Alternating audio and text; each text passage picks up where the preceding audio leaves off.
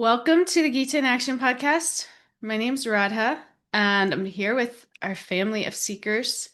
We are reading through this ancient wisdom text called the Bhagavad Gita, and this text is like a manual for living. It's a spiritual manual for living, and it teaches us about this mind-body machine, and and it teaches us about this material energy that's all around us. And it teaches us about connection with source. And it teaches many other things. But those are the three I'll say for now.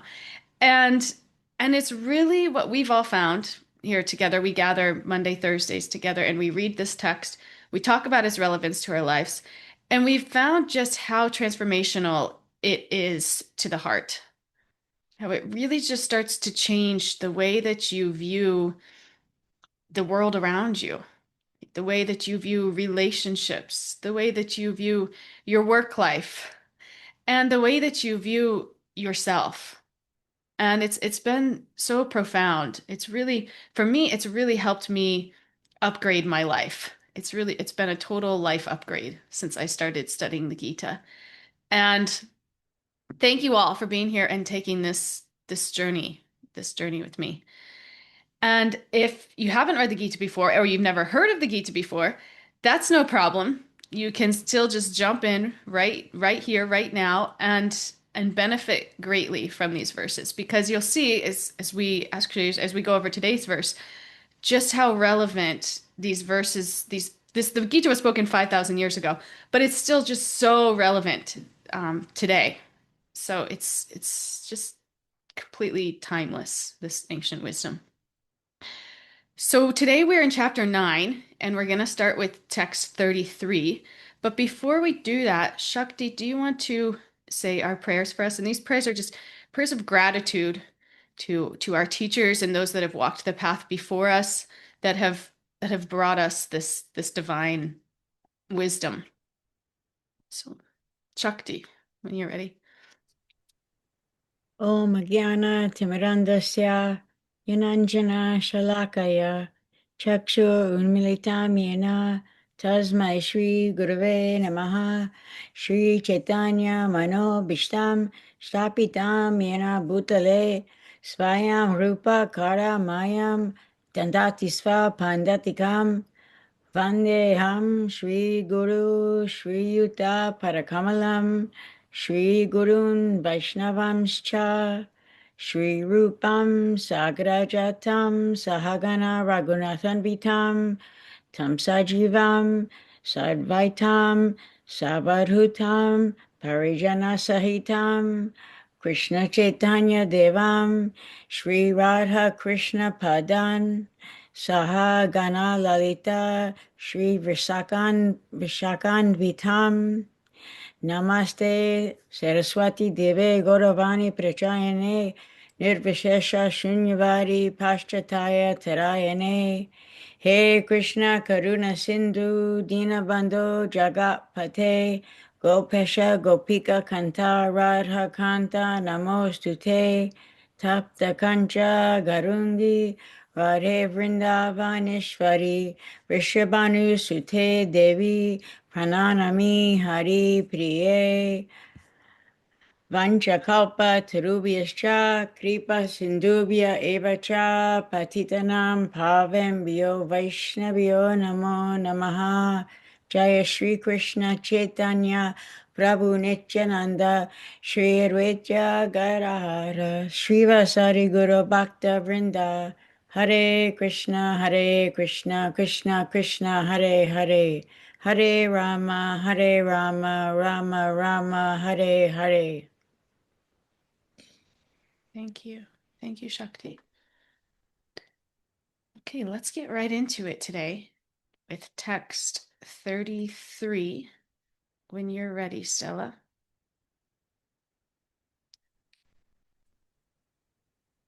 Kim punar brahmana punya bhakta rajasayastata anityam asukam lokam imam prapya bhajasvamam. How much more this is so of the righteous brahmanas, the devotees, and the saintly kings. Therefore, having come to this temporary miserable world, engage in loving service unto me. Thank you. So what Krishna, this speaker of the Gita here, is saying is very encouraging. And Krishna, when we say Krishna, it's a word that we use for God. Krishna means God. Krishna means all attractive. So when we say Krishna, it's a word for God. And that's who we're talking about. And the Gita takes place here. We have Krishna and Arjuna. Arjuna is a warrior, and he's getting ready to fight on a battlefield. And Krishna is serving as his friend and his guide and driving his chariot. And so they're having this dialogue on this battlefield, and that's what's happening here. And what he's telling Arjuna in this instance is very encouraging. He's basically saying, if people who start with fewer advantages can rise up in life, if you start from fewer advantages and you can rise up through this process of devotional service, then why wouldn't you, Arjuna, be able to?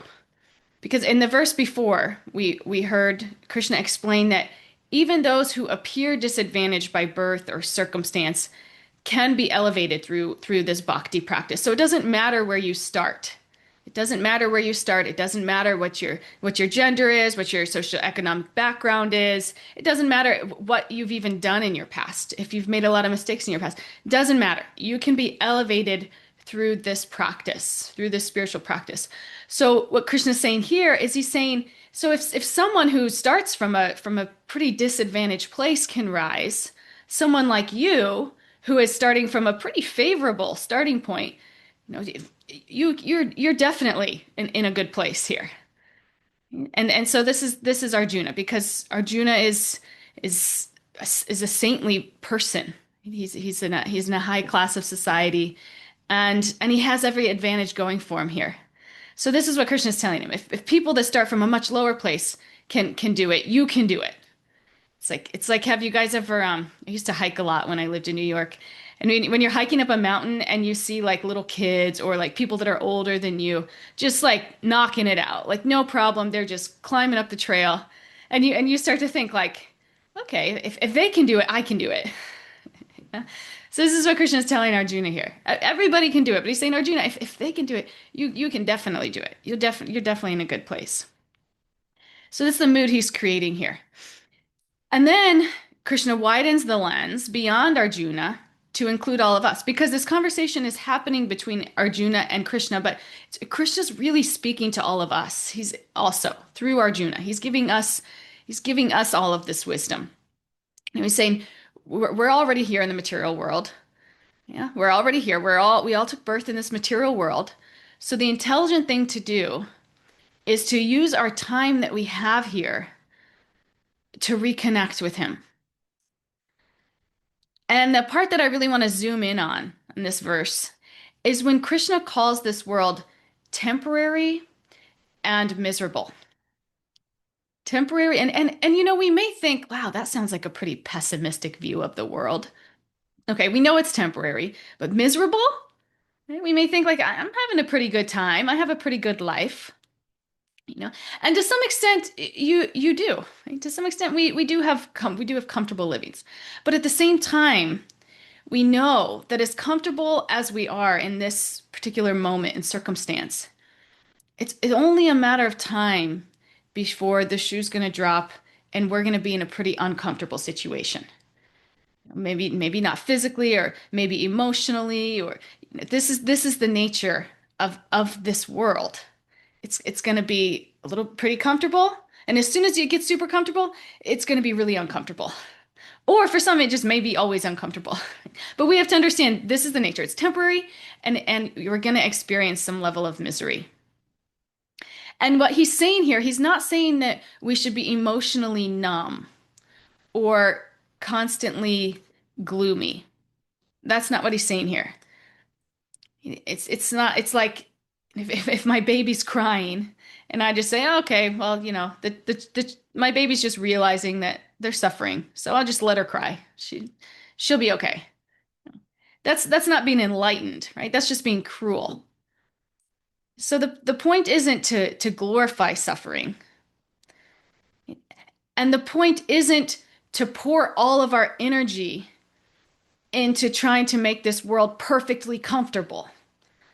And that's really what the Gita is getting at here. It's trying to tell us, to teach us, by design, the world is never going to be perfectly comfortable.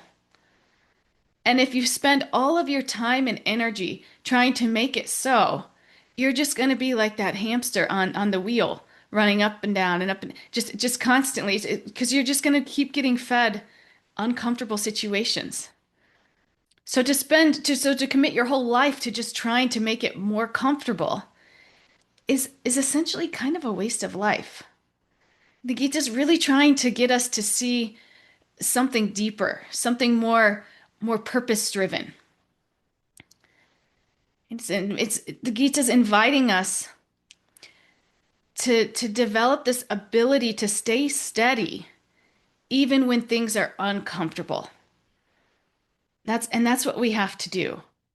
We have to see that things are going to be uncomfortable, but expect that. Expect that things are going to be uncomfortable. We know it's not desirable. Discomfort isn't desirable, but it's not unnatural either. It's an inevitable part of everyone's lives. I'll say that again. Discomfort is an inevitable part of everyone's lives. So we don't have to escape it at all cost or treat it like a personal failure. We just get so distracted by the discomfort that we experience or the ups and downs of life. Gita's saying, don't get so caught up in that you miss the actual point of life. And a helpful way to understand this is to see the world like a hospital. See the world like a hospital. A hospital is not pleasant. There's pain, there's stress, there's waiting, there's uncertainty. Anybody who's ever been in a hospital for a long time, like if you've been a patient in a hospital for a long time, it's like you just can't wait to get out. It's like that's all that you're thinking about. It's because it's so uncomfortable. And that's what you expect. No one walks into a hospital expecting it to feel like a luxury resort, like retreat. You go because you need healing, and you accept that there's going to be some discomfort with that. So you focus on just getting better, taking the medicine, following the treatment, so that you can get out. That's a hospital. So Krishna's saying something very similar here about this world. He's not denying that there's suffering here. He's being very honest about it. But he's also saying, I'm not just pointing out the problem, but I'm giving you the treatment. And the treatment is devotional service. Activities that remind us of our true identities as spirit souls, right? And our connection with source, our connection with divinity. This is the way out. And what happens is when we begin practicing these practices, these bhakti practices, something subtle but powerful happens. Because on a spiritual level, we start loosening our identification with suffering altogether. And when that happens, even practically day-to-day life begins just to feel lighter. Because we're not so overly identified with it anymore. We're more situated in reality, which is, look, this material existence is going to be a place of suffering. Don't expect it not to be. Don't expect it. It's a place of suffering. And when we start to practice bhakti, these spiritual practices, and we start to identify more with our spiritual identity as a spirit soul, we start to identify less with our material identities, right? That keep us caught in the ups and downs of lives. And when that happens, there's a lightness that comes. Right? There's a humility that comes. We understand our rightful position. This is the definition of humility. Right? We're just a very small spark of Krishna's splendor. And when we realize this, our ego softens, our compassion for others grows, conflict shrinks.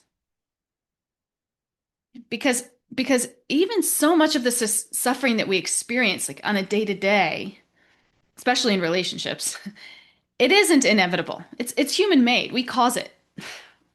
We cause it. It comes from fear, pride, reactivity. So bhakti is like a medicine for that infection. It gives us access to a higher happiness. And that's one that gradually replaces this restlessness, this anger, this anxiety. Anybody else notice when you start practicing bhakti that you just show up as a better person in your relationship? I think the practice of bhakti has like saved my relationship because it's taught me and it holds me accountable to being a person of that is compassionate, that is accepting, right, that is non-judgmental. And when we identify with our spiritual self, these qualities are byproducts of that realization. This is what happens because we realize, hey, look, I'm actually not the center of the universe. We walk around this world thinking, I'm the center of the universe. And then we bump into somebody who thinks that they're the center of the universe. And then we have problems. This are big problems in the world. But when we can learn, hey, actually, I'm not the center of the universe. And also, that other person, they're not the center of the universe. Krishna is the center of the universe. And when we can understand that, and when we can all take our rightful position to serve Krishna as the center of the universe, we become better people. So the more that we practice bhakti, the more that we share it, we're not just cleaning up our own inner messes, but we're actually helping others heal too. And so that's what Krishna's saying here. He's saying, you're here now. Take the medicine. Serve me.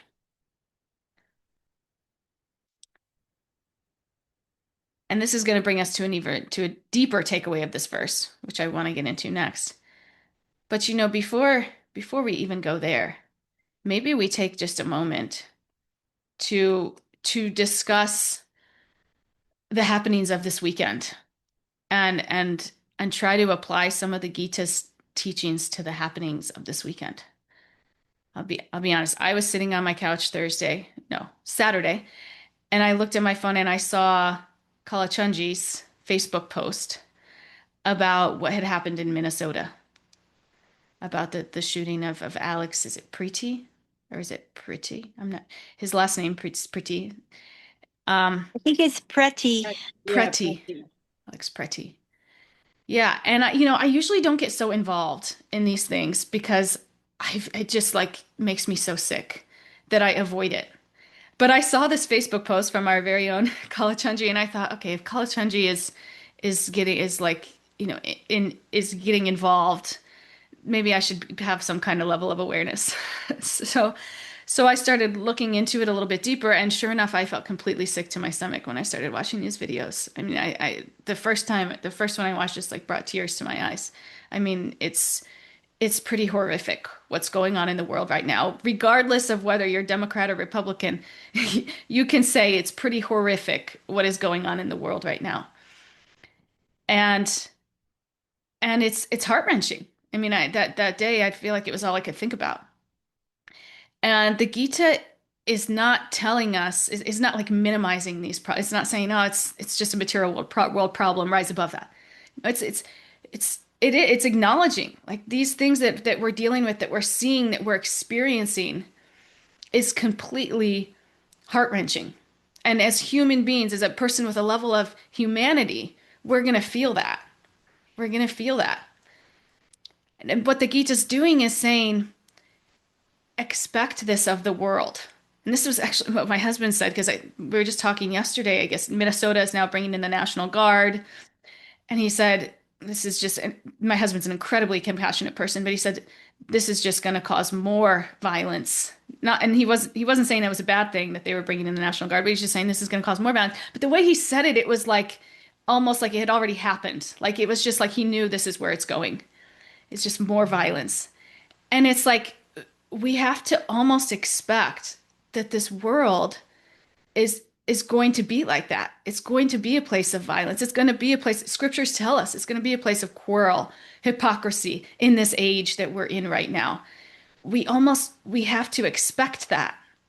And it doesn't necessarily make it any easier, but we can't get so wrapped up in it that it brings us so far down that we even maybe lose faith or get off the path.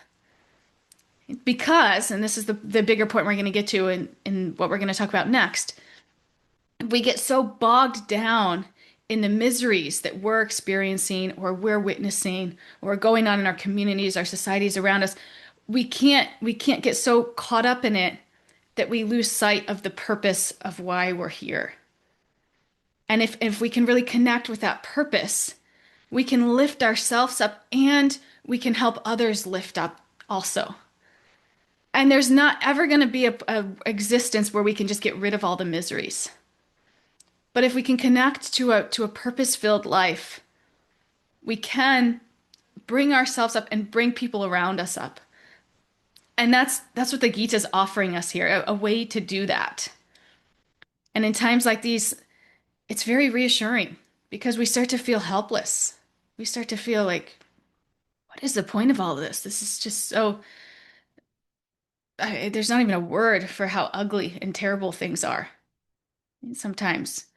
So it's good to, I mean, I was grateful for College Country's post that I didn't just stick my head in the sand like I typically do because it's too hard to take.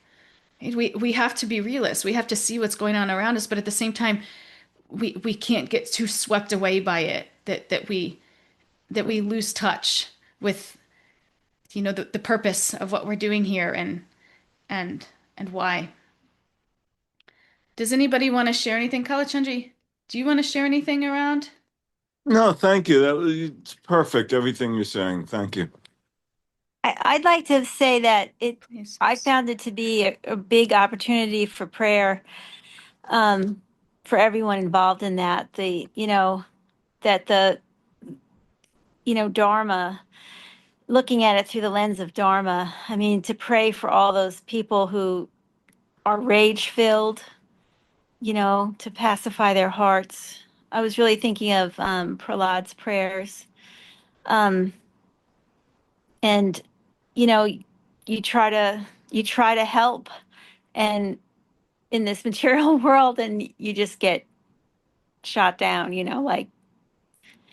so um, everybody in that situation needed prayer. And the Bible says to pray for our enemies as well. So no matter what side you're on, everybody needs the prayers really bad. Every single person in that situation. Yeah. Thank you. Thank you, Stella, for that reminder. Sometimes we get so full of hate or anger, we just want revenge. We just want things to, but that's such a healthier outlook on things is is prayer and not we're not seeking revenge even for the people that we feel revengeful towards, but we're praying for their purification because we know, I think my husband told me that the thing that happened, the shooting that happened a few weeks ago in Minnesota when the lady was shot in the face, the man who shot her like a couple months prior was drugged several blocks. His arm was drugged by a car several blocks. So it sounds like he had some kind of PTSD there. But it's like people be acting like this with so much hate. It's it's their conditioning is just filled with so much hate, probably because their experiences, and in that they're also still human. It's we can easily see them as monsters or but at the end of the day they're humans that are dealing with their own conditionings and are struggling also. And I was actually I was thinking about that too. I was thinking about the mother of Alex. And I was also thinking of the person that did that, that committed that crime. And it's also just to think of how miserable you must feel to do that. Even if you can't acknowledge it, even if you don't acknowledge it, just what you even would have to do to cover up what your feelings of taking another life. It's these things are heavy and everybody needs our prayers.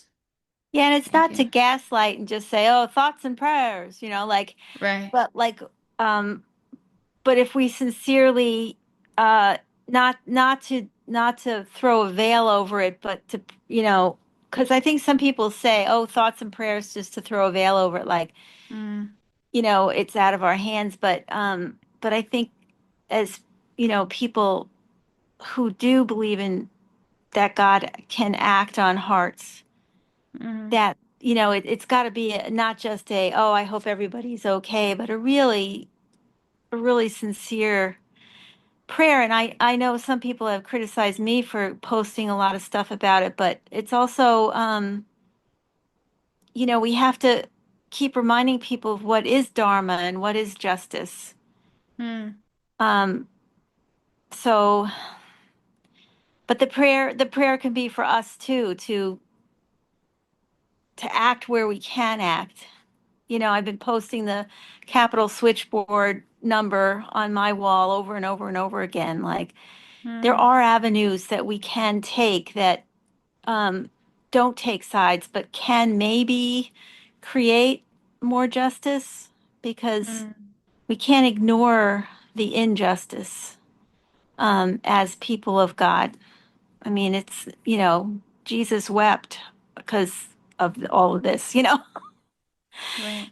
And I think about him saying too, like, I feel like a mother hen just wanting to bring all her chicks under her wing. It's like, um, anyway, sounds very rambly, but I just wanted to make sure that thoughts and prayers can sometimes be a gaslight sort of thing. Mm, But people of prayer can be really strong and sincere.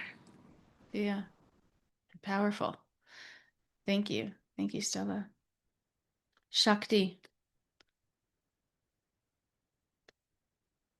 And if you're new to this podcast, if you have anything that you want to share or reflect on or any questions, feel free to just raise your hand and we share here. We share here. So Shakti. I I feel so sad. Just I feel sad for the person who the people like the man who shoved the woman before, like this gentleman, Pretty Alex Pretty, who was killed, was trying to help this woman who this man just like shoved her so hard that she fell to the like I cry for him because what is happening in his heart, that he is so angry to shove somebody to the ground.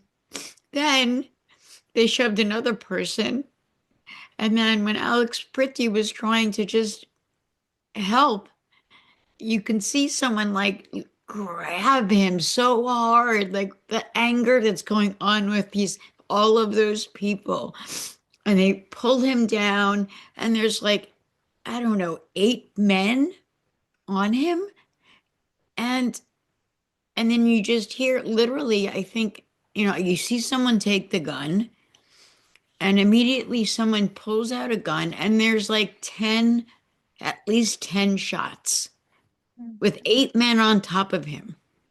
And mhm, it's this the sadness of this loss of life, like Stella was saying, like I'm with Stella here, but then also I cry for the all the people that were there, like the what is happening in their hearts, that mm, they're behaving in this manner, with mm, such disregard for humanity.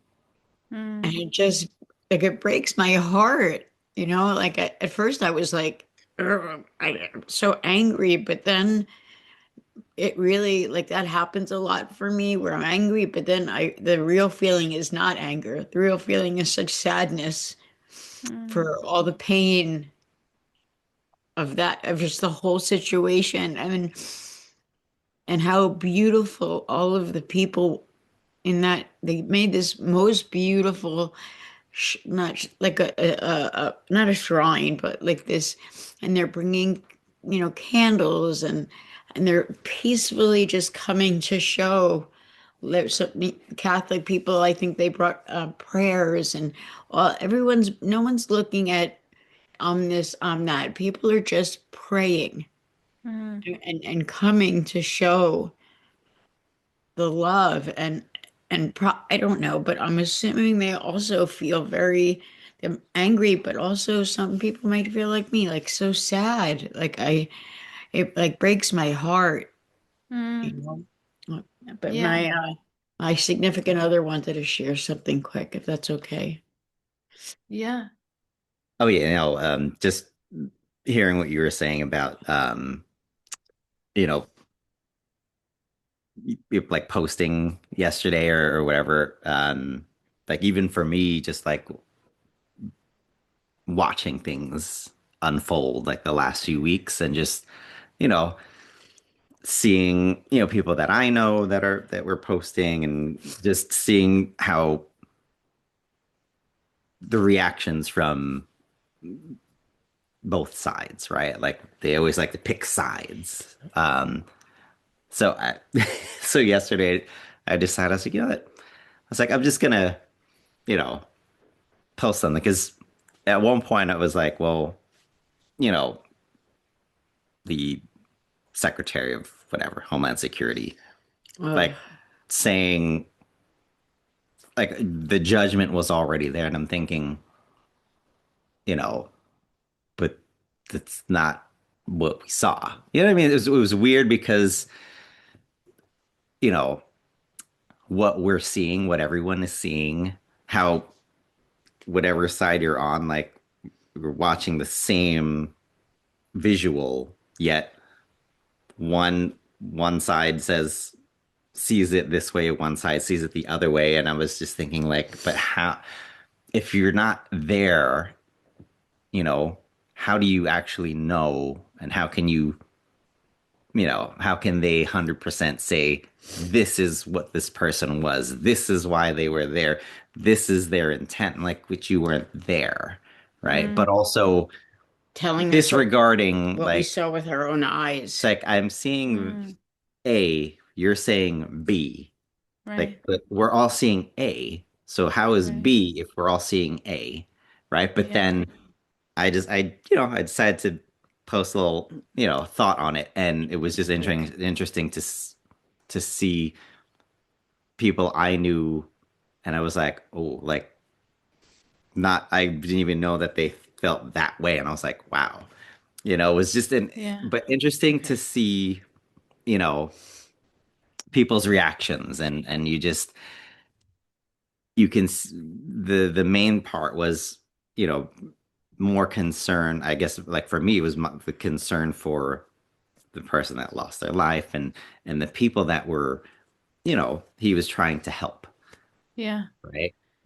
And you're Yeah. thinking, well, What when are the two of we them? come from a place of kindness and just looking at it like no rush to judgment, you got to, find out everything that's happening. But again, like in my mind, I'm like, I would kept thinking, like, where's the humanity? Like, where is that Where's the humanity? compassion? Where is that, Right. it's some Where's the showed, humanity? some showing it, but then from the ones that weren't, I was like, well, where is all of that, you know, like Stella said, like that, the rage or the hate, like, where is it coming from? Right. Right. And, it's tough because, whatever country you're in, you kind of look to the leaders of the country to at least, gather everyone and keep everyone Okay, I'm cutting you off. calm, like, Yeah. calm. And it's, yeah. Yeah. Yeah. Yeah. So this is exactly what the Gita is telling us here is, you know, expect this. The Gita even tells us that our leaders will be corrupt. I mean, that our leadership will be corrupt, but expect that it's going to be a place of suffering. And And like Stella said, sometimes it's our duty to defend the innocent. And we can't necessarily, as spiritualists, we can't just stick our heads in the sand. At the same time, we can't get carried away by it. We can't become so full of hate. We can't, we have to stay connected to source. We can't just be so into it that it's like it becomes our whole life. We wake up in the morning, it's the first thing we think. We have to keep the main thing the main thing. Right? And that is our connection with source and at the center of our lives.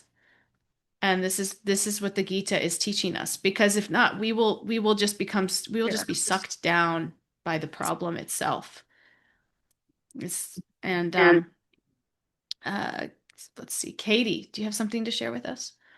Haribo, yeah, I was thinking along those same lines, Radha, like, and I was thinking, oh, I hope it doesn't sound callous, about, like you're saying, expectations, like I remember learning, when I was newer from Hari Kirtan, what about, what is Kali Yuga? Like, what is this era of time we're in, and Krishna has like defined for us that we're in this iron age of quarrel and hypocrisy, or anger and hypocrisy. I think it's quarrel, but like, and I remember him saying, it's a dumpster fire. Like, it is a straight up dumpster fire. And not to make it sound funny or like weird, but I remember feeling like so like relieved in a way, like, okay, at least now I understand the parameters, like understand a little more about the material world and like the training ground that it is, and like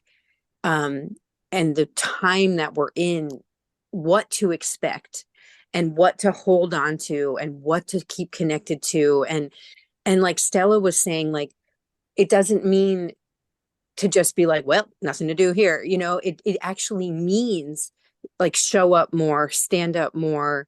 Like at work, I know I'm like, I have no self-preservation at all. And because the part of my job is to protect a group of people, from the higher ups at work. And like, it's a really, it sucks. Like, and it's and also we have these feelings and these drives to um you know put ourselves on the line, um and be helpers, even in the face of so much danger,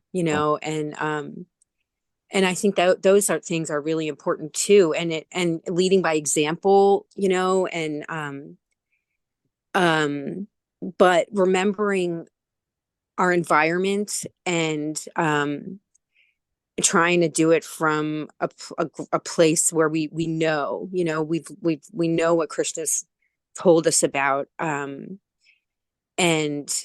yeah, I don't know how to wrap that up really, but that was coming to my mind.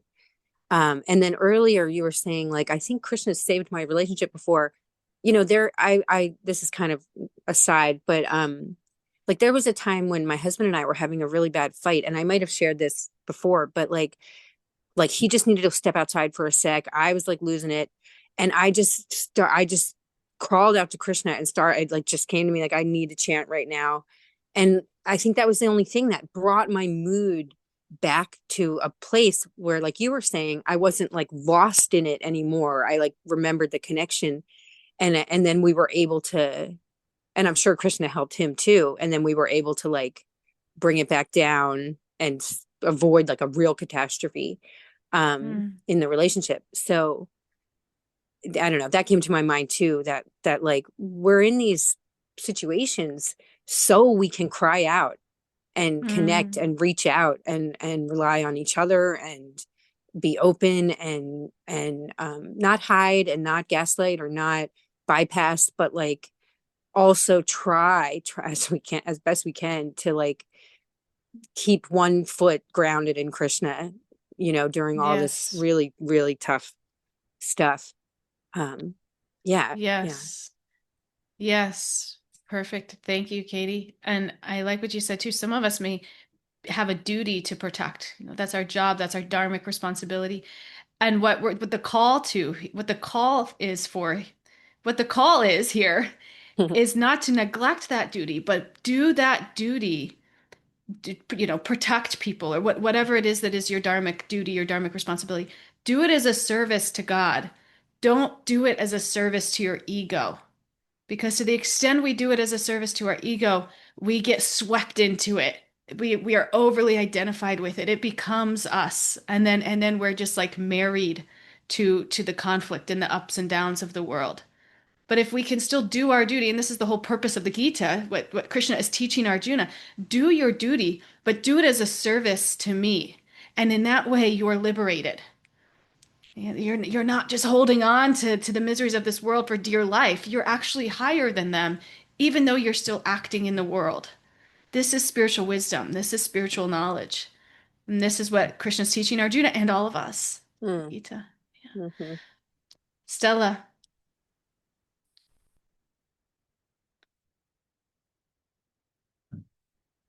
Stella? Oh, you're on mute. Are you?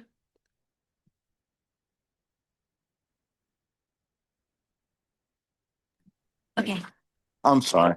That was all great, and without getting into detail, I just loved everything Katie just said. I really connect and resonate with that. So for us, I did feel myself just consumed by so many things and on emotions. And on Sunday, we spent all of Sunday morning, 4 hours, just online with devotees. We're very physically, geographically isolated here. And so there were like three different sanghas, and it I came out of that just really feeling, I don't know what word to use, but it was wonderful. It changed my whole mindset around, and so just reminded me of the importance and power of devotee association, and to be able to come here and hear devotees and discuss with devotees these issues is invaluable. So thanks so much, and that meant so much to us as well. Thank you, Kalachandji. Yeah, I really second that. It like brought clarity of vision to thinking about it. It wasn't just, all stuck with the mud of emotion. We could think about it more clearly after just even today. It just feels wonderful to talk to others about it with who have dharma, Right. Dharma. We say this word dharma, and it means like the right thing to do, like the dharmic thing to do, just be And I the thought right of thing to do. I thought Yeah. of this man, Alex. He's an ICU nurse, and some people ask me like, well, he shouldn't have been there. But as a nurse, maybe he went to see if he could help, you know? Yeah. Yeah. Yeah. Beautiful. And so this is it. This is how we do. You take it in, you sit with it, you feel the feels, and then you try to connect to a higher vibration so that you can start to kind of assimilate it and not get pulled down into the darkness of it. And you can catch Krishna's light. And in that you catch Krishna's light and you share Krishna's light with others. And sometimes we even have to set like limits. Like I set, social media. You can do this on your phone. You can set like a time limit so that you get kicked off of social media at a certain time. I do that. I get 20 minutes of social media a day, and then it kicks me off. And sometimes we have to do that. We have to say, okay, no more. I can't sink into this anymore. I have to connect with something higher because this is dragging me down. We have to we have to kind of be the keepers of our consciousness that way. So yeah, I want to bring us to this last point that we're going to talk about today, and that is, and we've covered it a lot, but just to kind of synthesize, bring it all together. The Gita isn't asking us to chase a problem-free life. It's not asking us to chase a problem-free life. It's inviting us to live a purpose-filled life. It's inviting us to live a purpose-filled life. Because if we're honest, problems don't even bother us nearly as much as pointless problems. Like a patriot, somebody fighting for their country, it's easier to accept the risk that they're going to die for their country, then they're more scared of like dying in a meaningless accident before they even get there. So so so we have to the Gita helps us see that purpose is woven into life itself. Even in moments that seem random, unfair, meaningless, we have to understand that Krishna is orchestrating the events of the world and the events of our own lives to support our devotional growth. And devotion is not a side project of life, it's the purpose of existence. We have to understand this. It's the purpose of existence is not just to like get a bunch of material things and get higher statuses and more money, and those things are important to some extent. But we can't start to think that that's the purpose. We can't forget the purpose of life of spiritual practitioners. Because if a lot of us are trained to think that material advancement is the goal. I was trained that way. I got degrees, money, all the things. But what happens, we'll see if we chase that, we will get frustrated by the nature of the world itself. Okay, things are going to change, things are going to fall apart. Even if we're just completely married, we're completely identified to our role of being a change agent. We have to understand that we're going to get frustrated. We're going to get frustrated. So when we shift our focus to spiritual growth as our primary purpose, this changes everything. Every situation, even difficult ones, become an opportunity to deepen our devotion, deepen our awareness, deepen our connection with Source. And it's the foolproof way to keep us from getting just tied to the ups and downs of life, just on the roller coaster of life. We may experience some sadness, but just like Kalachandji said, as spiritualists, we know we're going to experience some sadness, but we know, all right, I've sat in this, I've experienced this. I need to connect to something higher. I need to connect to a higher vibration, and this is going to pull me out. And this is what's even going to enable me to be a real agent of change. If you really want to change the world for the better, you have to do it in this connection with Source. It can't be in service of your ego.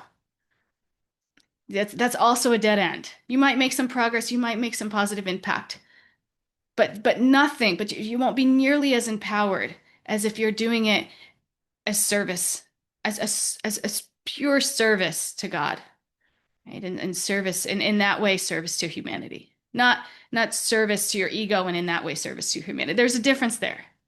There's a difference there. One is limitless, and one you're gonna hit the limit. You're gonna hit the limit, and if you're lucky, you'll stay there. But if you're not, and more than likely, you're gonna start to fall down. You're gonna start to get pulled away. Very vulnerable at that place. So Srila Prabhupada, this great saint, Acharya in our line, he says that this world no one is truly happy, regardless of their position. So if we obsess over material differences, who has more money, who has better looks, who has higher intelligence, we're gonna miss the big picture. Whatever it is that we're getting pulled into in this material world, and just making it our life's purpose, if it's not spiritually orientated, we're missing the big picture. We've made our life purpose to make ourselves comfortable and make everybody else comfortable. When we know, the Gita tells us, this is even an impossible mission. It's not even possible. But even more than that, it's not even gonna really fulfill your soul. It's not even really gonna fulfill your heart. It's like being on an airplane. There's different seats. First class, we know, is more comfortable in economy. But if someone's like so obsessed with getting a better seat that they're like, I'm not even going to take this economy seat. I'm just going to get off the plane. They're never going to reach their destination. And this is what happens when we get so obsessed with the comfort of this world. It's a death sentence to it. Like we're like handcuffing ourselves to it when we get so obsessed with the comfort of this world. And we're never going to get to our final destination. So we have to understand life has different levels of comfort, different times in your life, different places, different people. And there's nothing wrong with improving comfort when possible. But don't abandon the journey in the name of comfort. Don't abandon the journey in the name of comfort. So this is the heart of this verse. No matter your material situation, practice devotional service, these practices that remind you of your eternal identity and connect you to source. Bhakti purifies us, even your apparent disqualifications. So no matter who you are, where you started, where you're from, what mistakes you've made, nobody is disqualified from connection with source. Nobody. And we all come with tendencies, limitations, dispositions shaped by our nature. And acknowledging this, it's not a weakness, it's just wisdom. But when we live in harmony with our nature and we engage it in God's service, we become internally peaceful and therefore externally effective. And then over time, this practice of bhakti is going to lift us even beyond all of that. But this is Krishna's invitation here. Wherever you are, start, serve, and move forward. So this is the class for today. Do we have any other reflections or shares? Anybody in? I want to save some, if anybody hasn't shared yet and has something to share, I want to save some time for that. I know we haven't heard from Aaron. We haven't heard from Hari, Narayani. Jessica, if you would like to share something, not to put you on the spot, no need to, but if anything's coming to mind, we'd love to hear from some of you. Jennifer, Aaron. Hare Krishna. I really love what you just said about being internally peaceful and externally effective. I feel like that's like such a big takeaway. And yeah, I get what everyone has been saying, and I feel like I benefit from these um insights, but my dog really wants this banana. But I find it really hard to to share with others who aren't, you know, in this podcast or like reading the Gita or like, without it seeming like well, just remember the point of life is God realization and like and seeming like ups and downs, that's part of life, and seeming to like minimize, what the realities of the real suffering. And I don't feel like that's what we do. I feel like I feel like devotees are constantly talking about how, you know, acknowledging everyone's suffering on all the different levels. But I don't know, it is just something that I struggle with because like I find solace in a lot of these teachings. Um, but sharing it I find hard. Hmm. I don't know. Like in like Yeah. and I don't mean sharing it like in a normal time. I don't know what even normal is, but like in a non-chaotic, non like uh just like a less intense time. But like to share it now feels um I don't know, it feels like an extra challenge in a way, I guess. Yeah. Yeah, I mean, I think that's totally fair. And somebody might even feel like you're being kind of insensitive if Mm, you just like you said, you take that like you just have to expect it's a place of suffering. And so maybe that's not even the right approach to take. mhm, Maybe the right approach to take is just sharing compassion yeah. and love from a pure place, and also resisting the urge to jump on the perpetrators and be divisive. Mm. Maybe it's just showing up from a spiritual perspective. And that's different people are ready for different levels of spiritual truth. And we even have to become kind of expert at administering that medicine. We can't just necessarily like reveal everything because some people aren't going to be ready to take it or to stomach it. So, but there are things that we can, just from a level of humanity, we can connect with people. And then over time, maybe or maybe not, but they'll be ready for more. But we can all start with the basic human principle of compassion and love and acceptance and non-judgment and non-divisiveness. We can all start with that. Those things are just underlining principles of connection and love that people can relate to. Yeah. And I would say if you pray about it, it'll even be revealed to you maybe what's the right medicine and dosage for that circumstance, person, time, place. If it's coming from a really sincere place, it will be revealed to you how to distribute that. If it's coming from a place of ego, which I know I've made this mistake, like I need you to believe what I believe and think, it's like it's not going to happen. It's going to create more conflict. So we have to really purify our intention there. Nice reflection. No, thank you, Erin. Anybody else we haven't heard from today? Jennifer, we haven't heard from you. Hare Krishna. When we first started, I was really getting uneasy about the topic because I'm a total avoider with all of this stuff. I've been off social media for 10 years.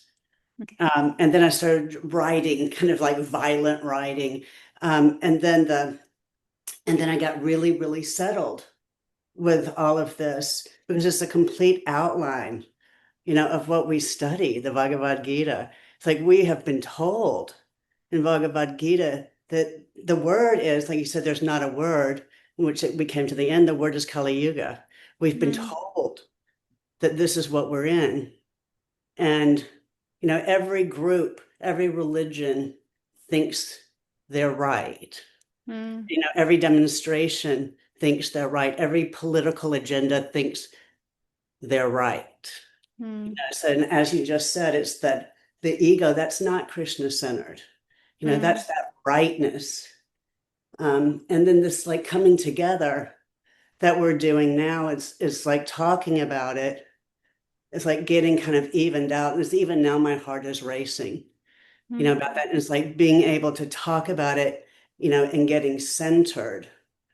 And knowing that the only way out, the Prabhupada told us that the only way out of this is to cry out. That's what I'm feeling now. I feel like I'm going to burst into tears. It's like the only way out is to cry out. It's the only way, the only way, the only way.